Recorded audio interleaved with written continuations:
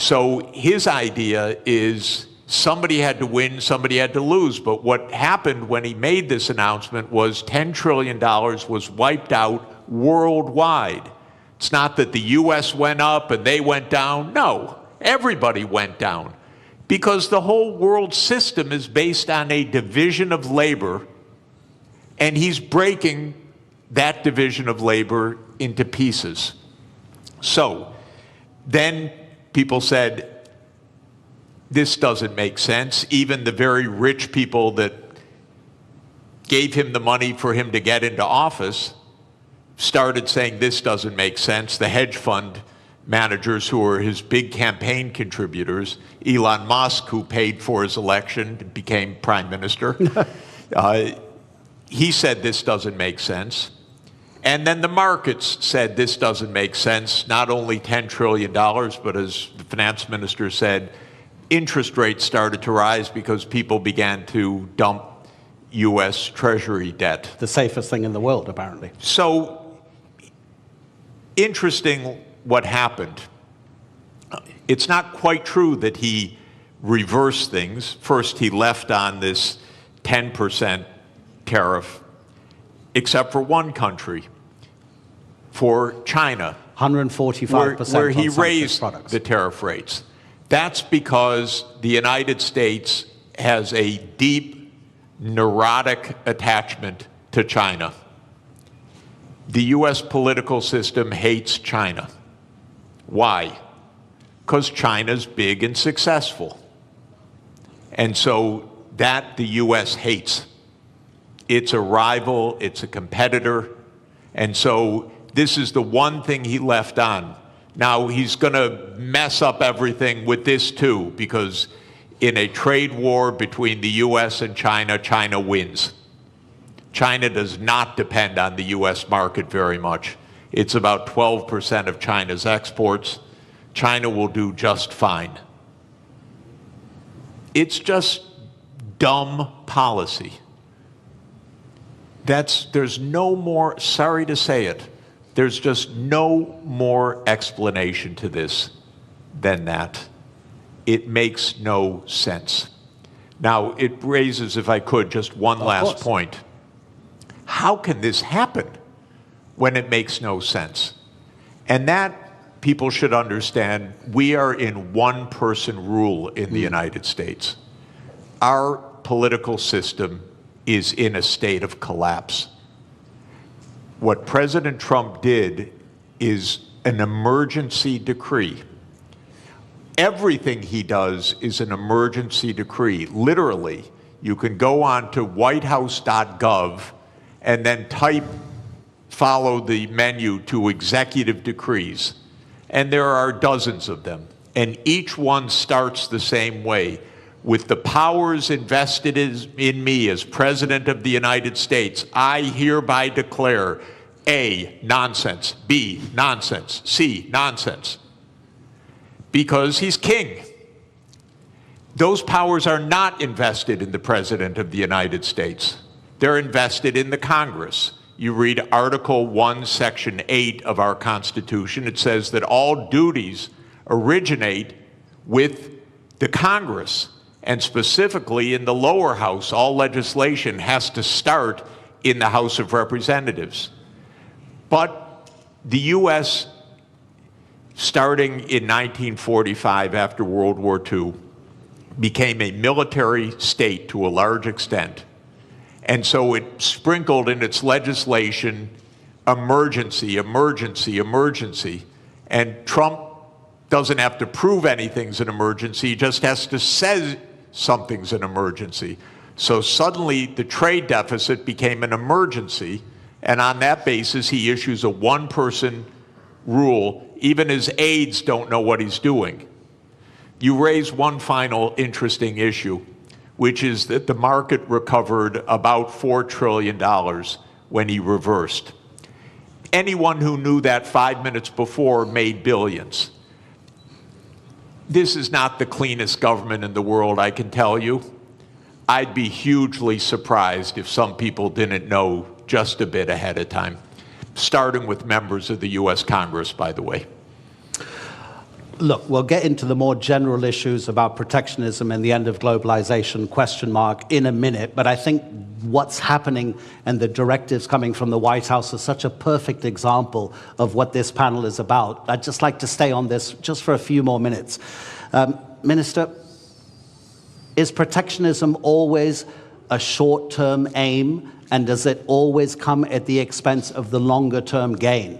Donald Trump hasn't said it in public, but apparently in private, during his first term, he was asked about the problem of the US national debt. And his answer was, I don't care because I'll be dead by the time it's a problem. And apparently that's also his approach to the climate crisis. So is this protectionism coming from the White House a short-term fix which is going to hurt America in the longer term in terms of how it grows? It's not a fix. It's apparently a quick fix, but it's fundamentally flawed, as Professor has very clearly stated. Look, protectionism is nothing new. If you look at post-global financial crisis, the number of annual trade restrictions have gone up dramatically. In fact, like last year, there were over 3,200 trade restrictions. That is almost 11 times higher than what it was pre-global financial crisis. So this has been a trend, but what we have seen over the past week or two is clearly a new level. This goes beyond some protectionist measures, trade restrictions. This goes into something, an all-out trade war. So that's really worrisome, because if you go back, again, if you look at 20 years to global financial crisis, global annual trade growth was 2 times world real GDP growth rate. So in a way, trade was the engine of growth. Mm-hmm. Now that engine has been slow. So if you look at post-global financial crisis, global trade growth barely kept up with real GDP, global GDP growth. So that's no longer really one of the kind of like a strong engine. But I think the way things are now, if current state of affairs is sustained, we may end up actually protectionism dragging global growth. It is not only growth, it's really, there are many, additional fallouts from this type of policies. Absolutely, yeah. Yeah, so the answer to your question, this is not a fix. This is a fundamentally flawed, policy perspective. Obviously, countries have choice. They always have a choice. But we would rather, see world moving back to rule-based, multilateral framework, where everyone benefits. I think I agree with Professor. Over 1 billion people since 1990s have been lifted out of poverty, predominantly in Asia. I'm talking about absolute poverty here. And that's largely thanks to, trade and growth associated with that trade. So it is worrisome that we are now experimenting policies that may actually reverse some of these gains, which I think were very important. 1 billion people out of absolute poverty cannot be underestimated. It's quite significant. Now, admittedly, trade do cause geographic dislocations, but the solution is not protectionism. The solution lies more internal sound policies, structural remedies, but also you can deploy tax policy incentives and other things to address, dislocations in regions caused by, global trade openness. So it's not a level, but protectionism will create more inequalities, it will create bigger problems. Already you've got significant headwinds for global growth. Aging population, high global indebtedness, impending climate crisis. So protectionism is going to be yet another big blow to long-term growth outlook. And that's why growth is barely sustained at 3%. I think the risk is that we will move to a new era where per capita GDP growth will almost disappear if we continue down this path. Really interesting what you say about protectionism having fallout in other sectors, and we will get on to that, about how it might affect cooperation on the climate crisis, global health, et cetera, et cetera. But let's use one country as a particular example about how a nation can react to protectionism. So we have the US tariffs, which in 90 days will come into effect beyond the 10% that Donald Trump has placed. Let's take two rich countries. UK and Singapore will stay at 10%. Bangladesh and Botswana will both go up to 37%. Laos will be 48%. Syria will be 41%. Lesotho in southern Africa will be 50%. In 2023, the US exported to Lesotho $7.33 million worth of goods. Lesotho in that same year exported to the United States $228 million. The US GDP per capita in 2023 was $82.8 thousand per person. In Lesotho, it was $916. Gentlemen, how does a country like Lesotho deal with the protectionism coming from the US? Minister? Well, look, protectionism is an external shock, meaning it's not a decision by, the counterparty. It's essentially, so how do you deal with it? I guess you focus on regional integration, as an antidote of protectionism. So regional connectivity, regional integration would be one way forward. So, instead of globalization on a big scale, you focus on how you can deepen and broaden your ties with your immediate neighborhood or countries that are still willing to entertain rule-based trade. So I think that's the only way. Again, this is a major shock for many countries. I think global supply chains are going to suffer. This will lead to, already, I think the risk is that capital will be misallocated. Take us, take Turkey, for example. We are the world's second largest of white goods exporter. We need chips, basic ones, nothing sophisticated. We're not talking about 4 nanometers. We're talking about 30, 40, 70 nanometers. If we're worried that countries are not going to supply that, even though it may not be the most efficient way, we may have to go into a very large capex to see if we could produce them. We are good at something. Other countries are better at something. So we would rather trade. And this is a very simple, economics, theory. Everybody benefits. So I don't think, X country or Y country, there's not much they can do except to look at, ways in which they could mitigate the fallout from not being able to sell goods to the United States. But Professor, that takes a long time to arrange because, of course, the shock is immediate. You can't make deals that quickly, can you? I think the particular tariff rates that Trump announced last week that led to that financial bloodbath are not going to come back. So I don't think we're going to hear again about those numbers after 90 days. 90 days in U.S. time now is infinity. It's eternity. We'll never hear those numbers again. Where did those numbers come from? Something, again, so stupid you can't believe that any country would do this. But the idea is the following. As I said, if you want to know what your trade balance is, you earn some income, so you sell some services to somebody and you buy things.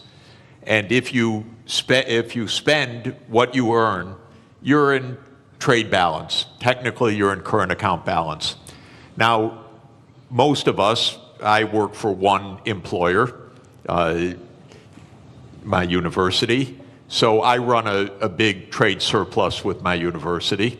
And then I run a pretty big trade deficit with the grocery store that we buy our groceries from. And if I have to buy shoes, I run a trade deficit with the shoe store and so forth.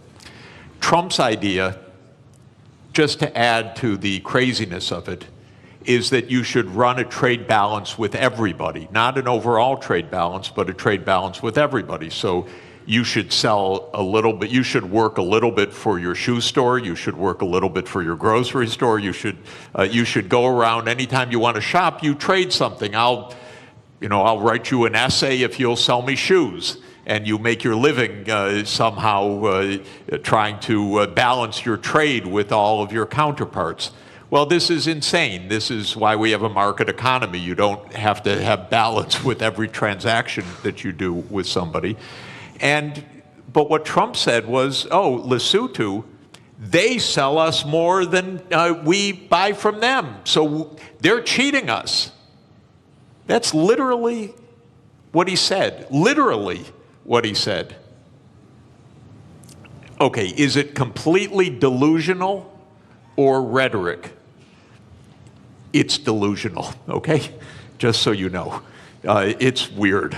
But anyway, now then he calculated a formula. Okay, Lesotho, we have to tax them by the amount to reduce the imports from them so that we have balance with Lesotho.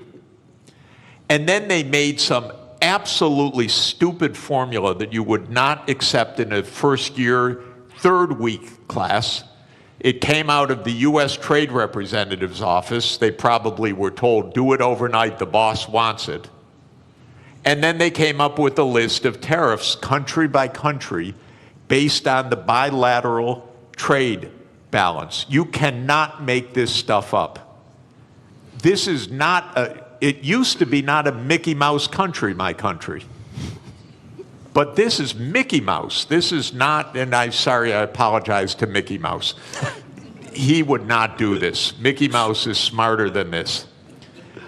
So we are in a crazy land, actually, with this. Now, it stopped for a moment. We'll never hear those numbers again. I don't know what we'll hear in 3 months. God help us, really. Because it probably won't have to do with trade. It'll have to do with something else.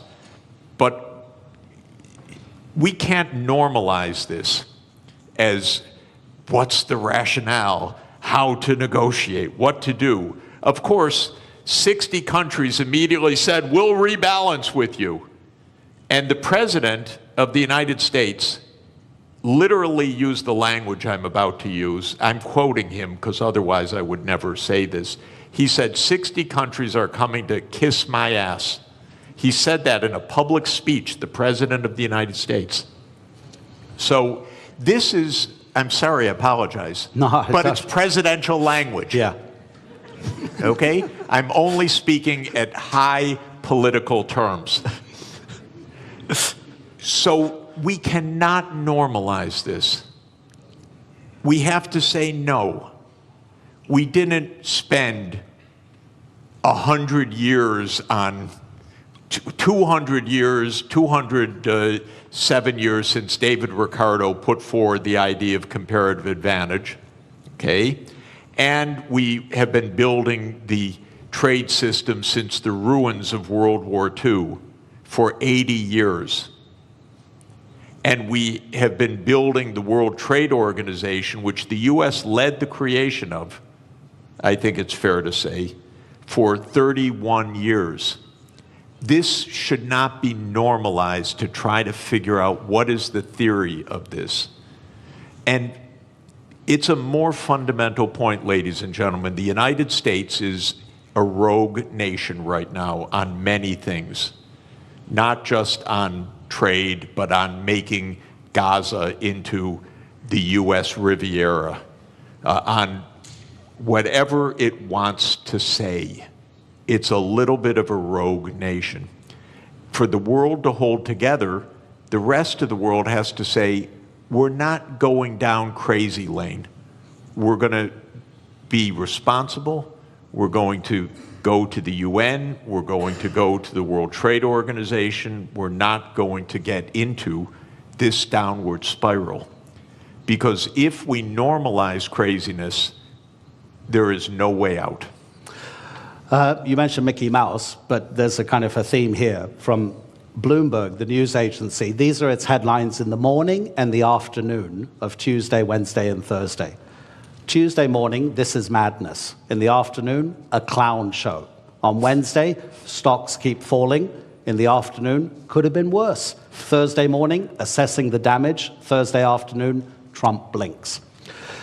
Minister, and by the way, if I may, because it's interesting, because I'm living in this crazy world, the Secretary of Treasury then, with all deference to a person who has a very hard job, he says, this was planned all along when Trump dropped this. Can you imagine? He couldn't say anything else, though. Well, yeah, I know, but to hear this from your Treasury Secretary is not also reassuring, because all you hear is a crazy land rather than what we need to hear, which is rationality. Okay, so let's make it more general for the moment. And by the way, ladies and gentlemen in the audience, I'll give you a few minutes at the end if you want to ask our two panelists a question. We'll try to get a few questions in from the audience. So to broaden it out, Minister, as the professor says, and pretty much everybody agrees, protectionism doesn't make economic sense because in the longer term, it's going to cost everybody. So what's driving increasing protectionism, not just in the United States, but in other nations as well? Because if it doesn't make economic sense, does it mean it then becomes a political statement from the person imposing that protectionism to almost appear as like a nationalist moment to bring people towards that decision maker politically rather than economically? Well, it's easy to explain. I think what is driving the current, what seems like a fundamentally flawed policies is, first of all, let's set the scene. I mean, there's a geostrategic competition between China and the United States. We know that. China has what it takes to become a superpower because it has human capital, it has state-of-the-art infrastructure, and now it's catching up in technology. United States consider itself as the hegemon power. So we know from history there's always been tensions between existing superpowers and emerging ones. It doesn't have to end this way, meaning in a trade war or any other wars, but it does in the past. I mean, history tells us that we more frequently see tensions rather than cooperation. So what lies behind this? Very simple. Go back to 20 years ago, roughly speaking. China accounts for about 8% of global manufacturing. Today, China accounts for more than 30% of global manufacturing. Who lost ground? United States, European Union, and Japan. United States clearly also sees this. Again, go back to 20 years ago and just visualize a world map. Which country commands as the main trading partner of the rest of the world?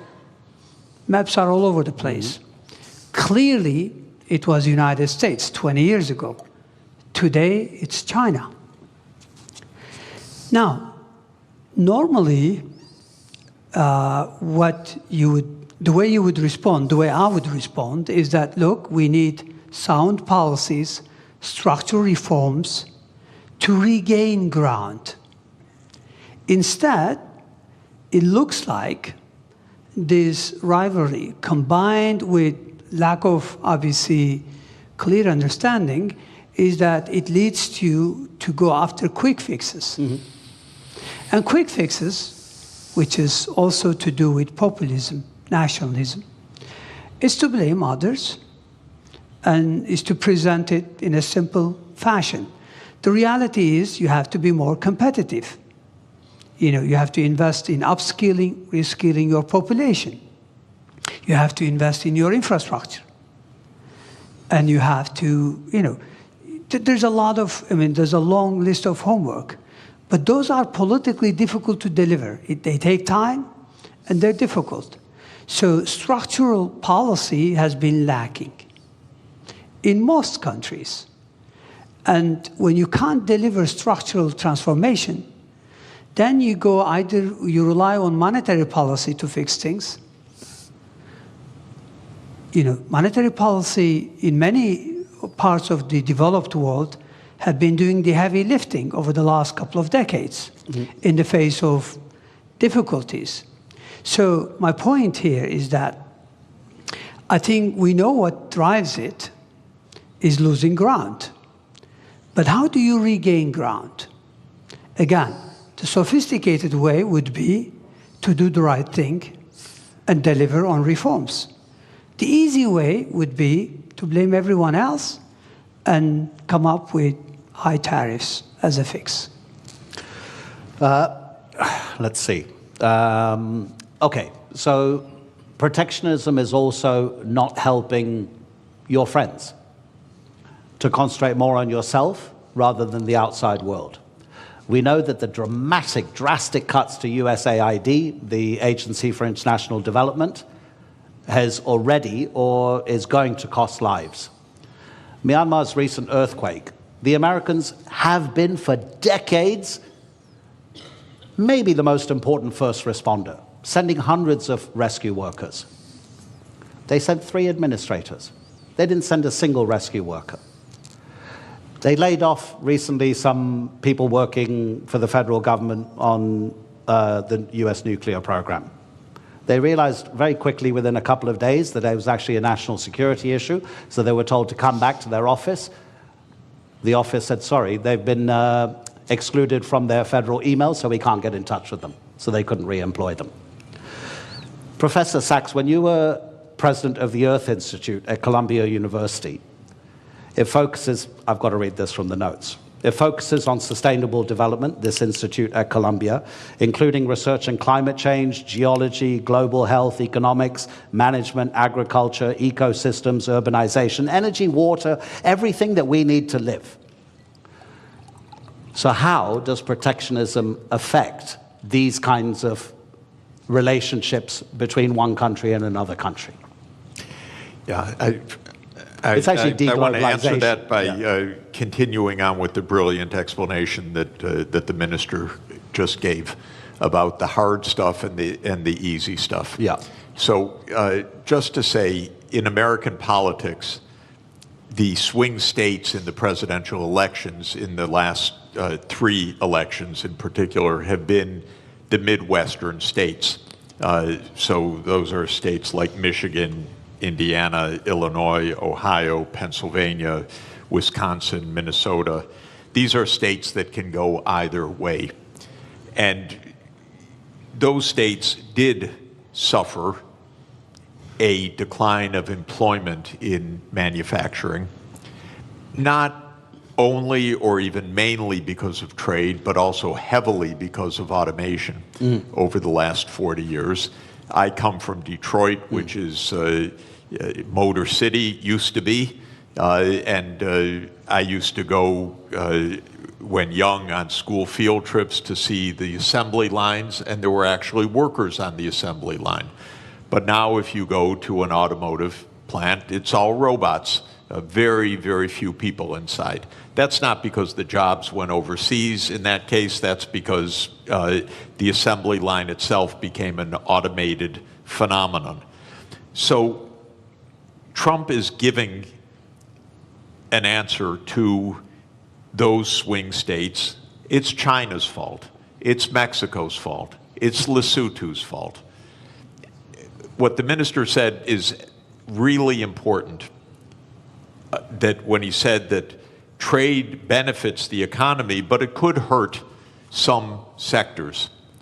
And what you do is not stop the trade, but you make sure that you pull everyone along, maybe in a regional policy, or maybe in job reskilling, or maybe in some other kind of public investment or education policy.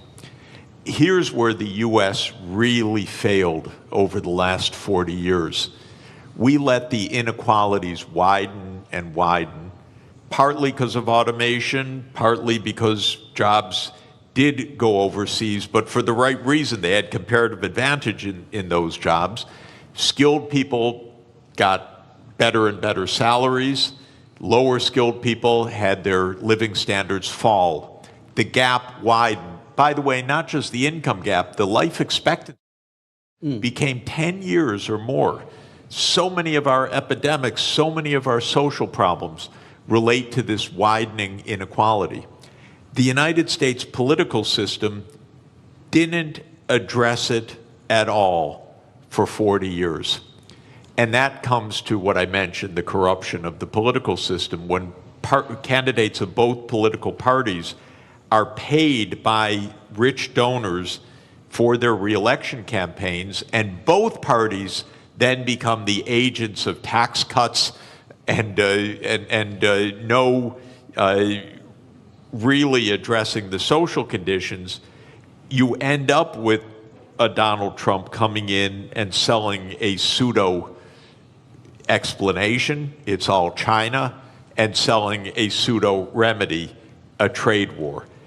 What the auto workers are going to learn right now is they're going to lose jobs by even the tariffs that have been put in place, because we need the intermediate parts brought in from elsewhere. Now they face higher costs, and the United States can't compete at all with Chinese electric vehicles. The United States has basically handed China the electric vehicle market for the next 20 years. So did Europe, by the way. Europe delayed the transformation to electric vehicles, said we produce great internal combustion engines, we're going to continue to do that.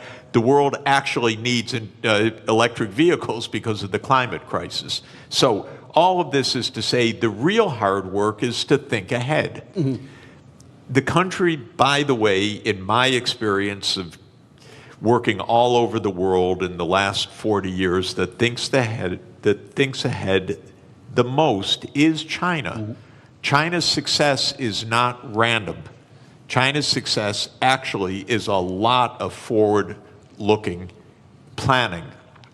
In 2014, China issued a document called Made in China 2025.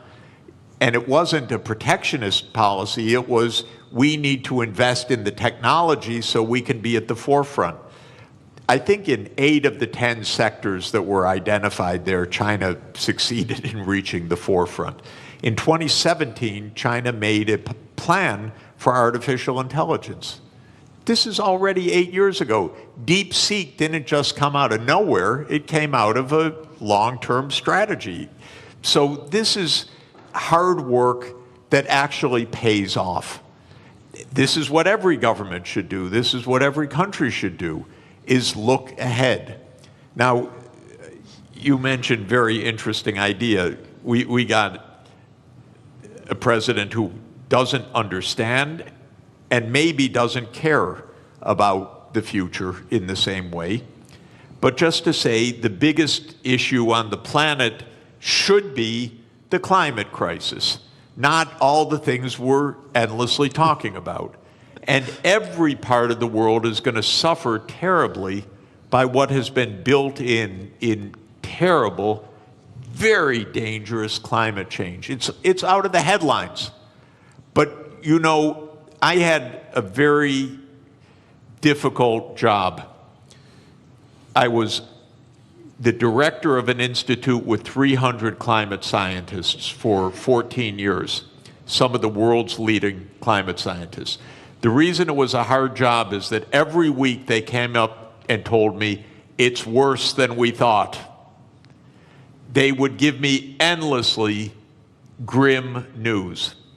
And the lead climate scientist at Columbia University is a man named James Hansen, who I regard as the world's leading climate scientist. And he produced a study in January that said it's much worse than we have thought. The world's temperature has gone up by 0.3 degrees Celsius in 3 years. We have had 21 months of the last 22 above 1.5 degrees. That's the new baseline, by the way. That's not because of an El Nino effect. That's the new baseline. We already blew the limit that we set 10 years ago in Paris that we said we would not exceed. We're already above it. And what Hansen says is we're rising at an accelerating rate. Now the average rate is probably between 0.3 and 0.4 degrees Celsius per decade now on average. So we'll be at 2 degrees excess. What all of this means is profound danger 20 years from now, 25, 30, but we're already seeing terrible danger today. I don't want to minimize what's already happening. Los Angeles burned down, massive forest fires in Korea last week. It's everywhere. My wife and I are nonstop traveling. Every single place we go is some kind of climate crisis, literally. It's a drought, it's floods, it's heat waves, it's pest infestations, it's forest fires. And the sea level is going to rise by many meters, which is not great for Istanbul, by the way, and not great for coastal areas. It's very dangerous what is built into the system. Now, what is Trump's answer for this?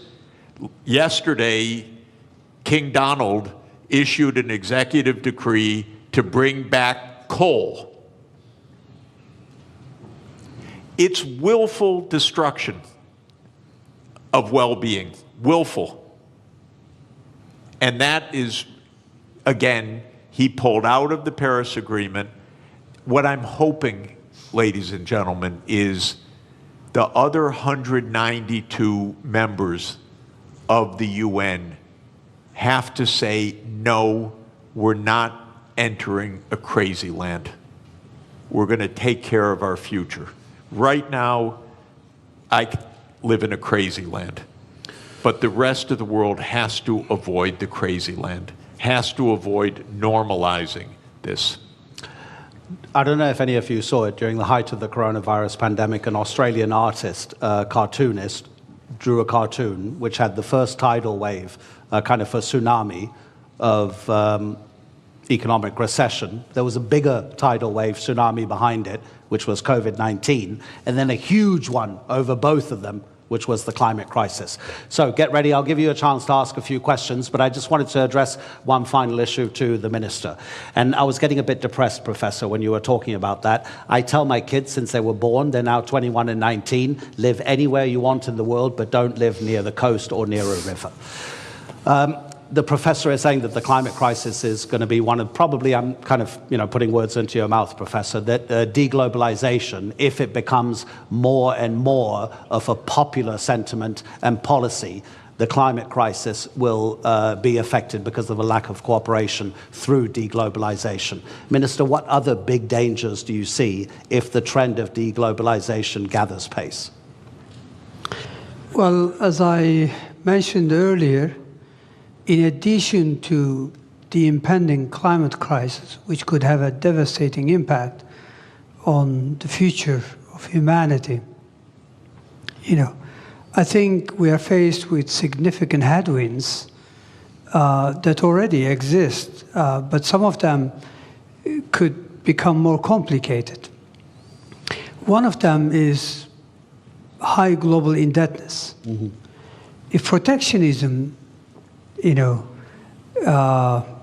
clearly goes the way it is today, meaning if we really go into these trade wars, and if this leads to higher inflation, even for a couple of years, if that's the case, then that means long-term interest rates are likely to rise.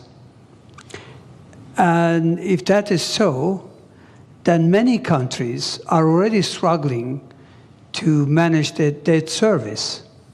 You know, global indebtedness, if you look at it, overall indebtedness was 328% last year. 328% of GDP. Yeah. This is huge. When interest rates are very low, no big deal. But when rates go up, clearly that's a big issue. I mean, look at the Turkish scene. Yes, we've had a domestic domestic issue that led to some market turbulence. But what happened post-April 2, CDS have gone through the roof. CDS are country risk premium. You know, our external bond yields, 10-year, 5-year, they all gone up significantly on the back of these tariffs. I think there are already many countries, according to UN, that pay more on interest on that than what they are able to earmark for education and healthcare combined. So I think we already have issues such as indebtedness that the current trend could exacerbate. I mean, aging population already could create huge constraints on public finances going forward. So those are some of the additional headwinds that exist that could actually serve as speed limit or a drag on growth. So I think the world, and I agree with Professor that the world has to, rather than going down this path, we need to cooperate more.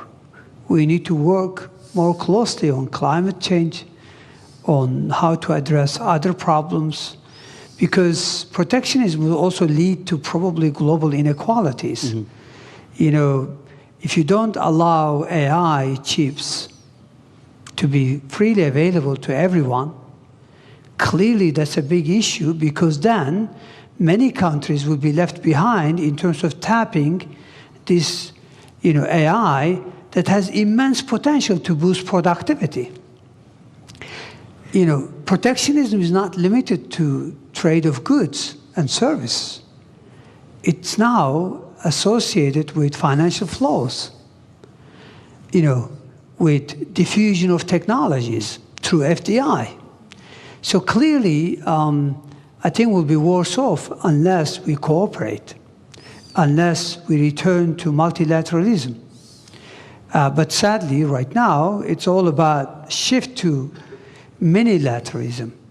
A few countries getting together, but that's not enough. I think issues are too big for few countries to address. I think the rest of the world should come together. So yes, there are significant challenges. When you mentioned aging population, I have a good example from Europe, that only 2 countries on the entire continent are having enough babies to sustain their population level. That's Ireland and Portugal. So you imagine the pressure on the taxation system and the spending on those other countries that are not sustaining their population levels and are just getting older and older and older. Okay, let me look at the back as well if anybody has any questions. We've got about 7 minutes left. And please, make it a question, not a lecture, because if it's a lecture, I'll have to stop you. Gentleman over there and gentleman over here. Okay, please introduce, there's a microphone. Thank you very much. Doesn't work? Yeah, it does work. Okay, thank you very much. I have a question for Mr. Jeffrey Sachs. My name is Sarp Sinan Acar, and I'm from Harici News. So you mentioned that we shouldn't look for a rationale behind the actions of Donald Trump, but just to be a devil's advocate, I just want to understand their point of view, which they mention, yes, trade deficit and the national debt of the United States, but also they mention the hard industries that left United States back in the day.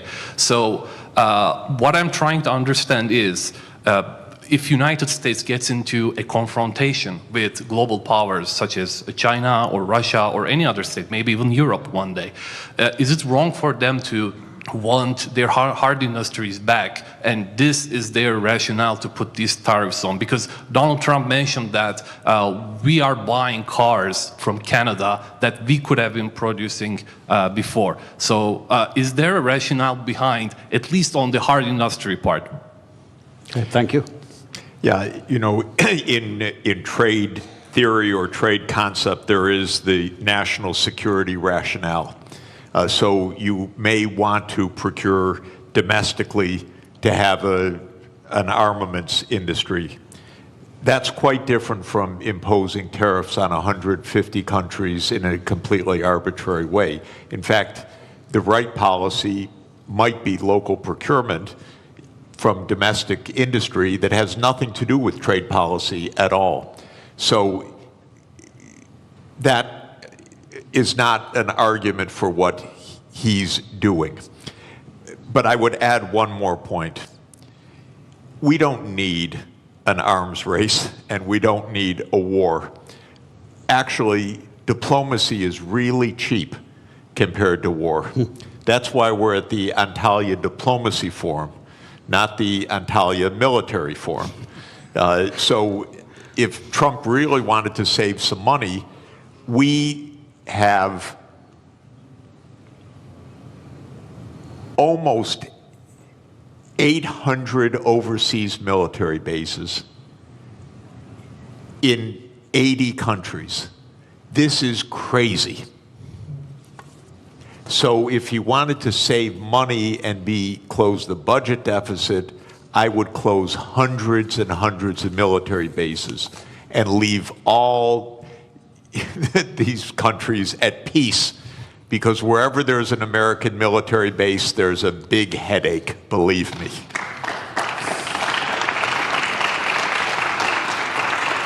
Sir, okay, is your question to the finance minister?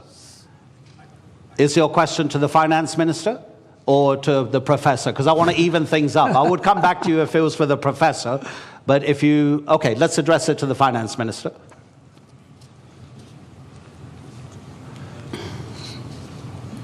1, 2, 1, 2. My name is Riel Miller, formerly of the OECD, formerly of UNESCO, and formerly an advisor to finance ministers, so I can address my question to a finance minister.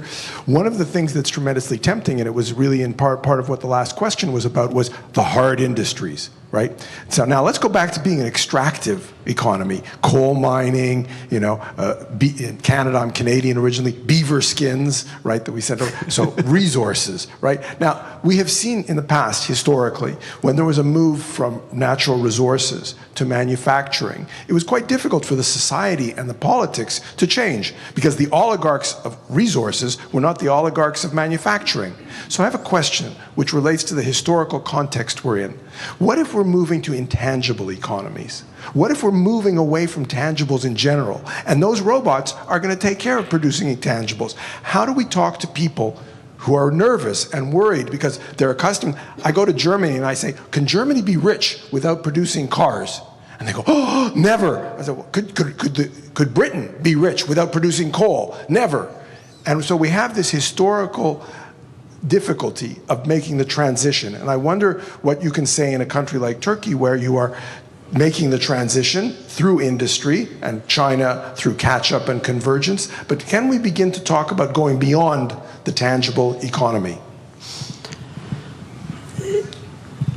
Of course, we can imagine, because if you look at the last couple of 100 years, there has been significant, trends.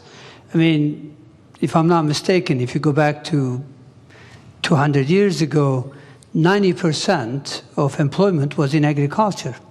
Today, in developed West, it's about 1%, 2%. But we are much better off. So I think we can extrapolate. It's true that we may achieve artificial general intelligence soon,